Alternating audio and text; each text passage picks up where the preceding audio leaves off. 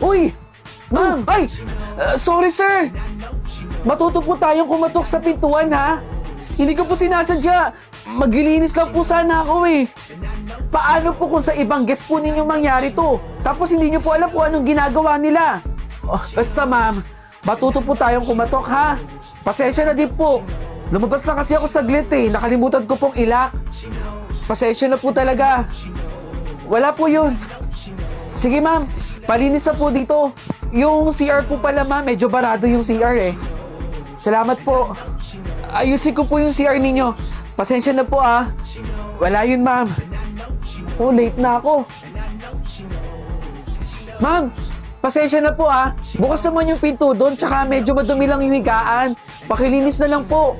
Anong oras na rin po kasi? Nagmamadali na po ako para sa trabaho. Alam niyo naman, may buhay pamilya. Sige, sir. Ako na pong bahala dun sa kwarto ninyo. Salamat, mama. Ako na bahala sa'yo. Paayos na lang po dun. Anak ka ni sir? Uy, alam mo ba? Napakaswerte mo dun sa tatay mo. Yung tatay mo kasi sobrang bait, eh. Kapag tumanda ang tatay mo, alagaan mo, ha? Napakabuti ng puso ng tatay mo. O siya, sige. Maglilinis na ako dito, ha? Pakisabi sa tatay mo mamaya, salamat, ha? Ay, grabe ang pagod sa office. Hi, sir. Alam niyo, sir, ipahinga niyo na po yan. Nalinis niyo po ba yung kwarto ko doon?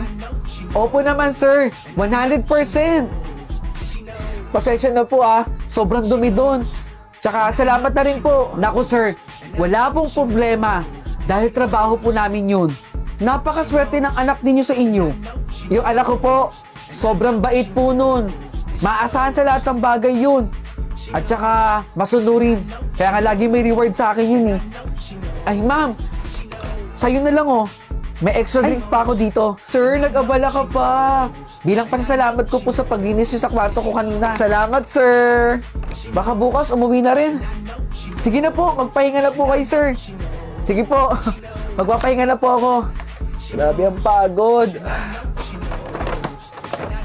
Uy, sir, uwi na po kayo? Opo, ma'am. Uwi na po ako pagkatapos ng 3 araw na pag-stay ko dito sa hotel. Ang bilis naman po. Kaya lang naman po ako nag-stay dito dahil dinestino po ako dito. Teka, sir, nasa po yung anak ninyo? Yung, saglit po, kasama po ninyo. Tumatawag yung anak ko. Oo, pauwi na si daddy. May mga pasalubong ako sa'yo. Hintayin mo ako dyan, ha? Okay, sige, bye! Sir, baka naiwan niyo po yung anak ninyo sa kwarto ninyo. Ma'am, baka kulang ka lang sa pagkain. Kain ka na, ma'am, ng lunch mo.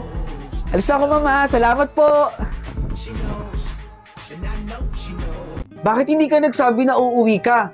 Ginulot mo kaming lahat dito. Nak, kinakausap kita. Ano nangyari sa'yo? Bakit bigla kang umuwi? Talagang sinupresa mo kami, ha? Tara na. Tulungan na kita dyan sa maleta mo. Tara, dali. Pumasok ka dito sa bahay natin. Ito, ito yung pinatayo mo, anak. Salamat, ha? Salamat sa tulong mo, anak. Tara, pasok tayo. Ito yung binigay mo sa amin. Mika, anak. Ma, ano ba tinatayo-tayo mo dyan? Bakit hindi mo na lang ko tulungan pagandaan ng pagkain yung kuya mo? Kesa nakatulala ka dyan, tulungan mo ko.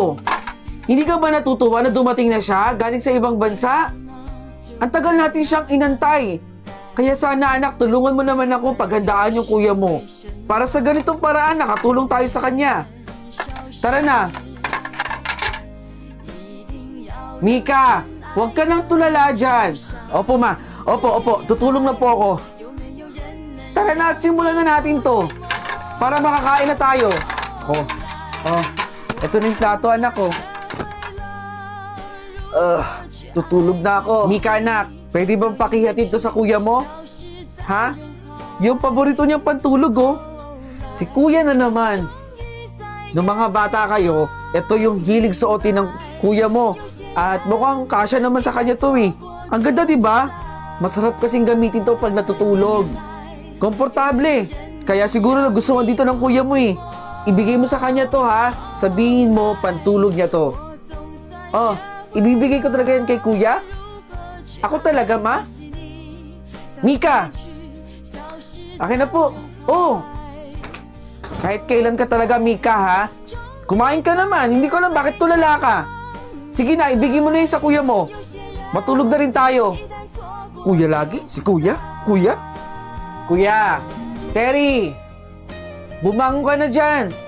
Anong oras na, oh? Kakain pa tayo dito. Kuya! Asan siya? Mika, nakita mo ba yung kuya mo? Ma, hindi ka naman ba nakainom ng gamot mo? Anong gamot? Anong gamot sinasabi mo, ha? Hindi kita maintindihan, Mika. Ma, ilang taon na pong patay si kuya. Nadamay siya dun sa gera. Doon sa bansa kung saan siya nagtatrabaho. Anong sinasabi mong wala na yung kuya mo? Simula ngayon, ma, ako na ang maghahawak ng gamot mo. Kailangan na maintain mo ang pag-inom ng gamot mo. Kumain na tayo dito. Iinom ka pa ng gamot mo. Hello, ma. Gusto ko na pong makauwi dyan. Nagkakagulo po dito sa bansa kung saan ako nagtatrabaho. Ma! Ma! Ma! Pag-alis na pag-alis mo dito, suswertihin ka. Yung malas, lalayo sa'yo. Sobrang saya mo dito, oh. Talaga po. Naku po, maraming salamat po, ha. Sana po talaga magdilang anghel kayo. Salamat po ulit, ha. Ay. Bayad mo. Hinulaan kita tapos hindi ka magbabayad? Akin na yung bayad mo. Pwede po bang 50 na lang muna? Yun na lang po kasi yung pera ko, eh. Suswertihin ka, hindi ba? Kaya gawin mo ng 100. I-advance mo na yung swerte mo sa akin. Bayad mo. Ito po, oh. Yan, 100 dapat. Suswertihin ka, eh. Alam mo naman yung malas, lalayo sa'yo, eh. Bye! Next! Hala, yung lalaki, nasa gasaan! Kamalas-malas naman yan! Magkakais pa kayo ng asawa mo. Pag-uwi mo, merong nakareding pagkain doon para suyuin ka ng asawa mo. Talaga po? Totoo po ba talaga yan? O baka eme-eme nyo lang po? Oo. Ito yung nakikita ko sa palad mo, eh. Naku, sana nga po, ha. Sana totoo to. Huwag po kayo nagpapaniwala dyan. Hindi po yan totoo. Peking manghuhula lang Hoy, yan. doon ka nga. Kung ano-ano mga pinagsasabi mo sa kliyente ko. Bakit? Totoo naman, di ba? Huwag ka pong maniwala dyan. Hindi natupad yung mga hula sa kanya, eh. Doon, oh. Doon siya nagpapahula sa kabila, eh. Bayad mo, ma'am. Eto, sige. Bayad ko. Salamat, ma'am. Naku, umuwi ka na, ma'am. Excited na yung asawa mong makita ka. Hindi naman talaga totoo yung manghuhula na yun eh. Ingat po kayo, ma'am. Sir, ingat po. Hoy, ating manluloko. Di ba kayo nanghula sa akin? Ang sabi mo, tataas na yung grades ko. Pero hindi naman nagkatotoo. Bago ka manise, dapat sisihin mo yung sarili mo muna. Umaasa ka sa aming mga manghuhula. Eh di ba dapat nag-aaral kang mabuti para tumaas yung grades mo? Naku naman bata, pagagalitan ka pa ng magulang mo. Umalis ka na rito kung ayaw mong bitbitin kita sa barangay. Sinisira mo ang trabaho ko. Hindi pa tayo tapos, ate, ha? Manluloko ka. Ay, wala ho yun. Makulit lang po talaga yung batang yun. Ipapahula ko lang po sana kung sino yung kumuha ng wallet ko, eh.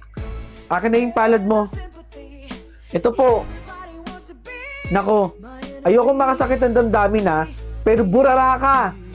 Nakikita ko dito sa palad mo na nasa kwarto mo lang. Dapat inaayos mo yung gamit mo, iyo. Puntahan mo yung kwarto mo, maglinis ka doon. Hindi yan totoo, ate.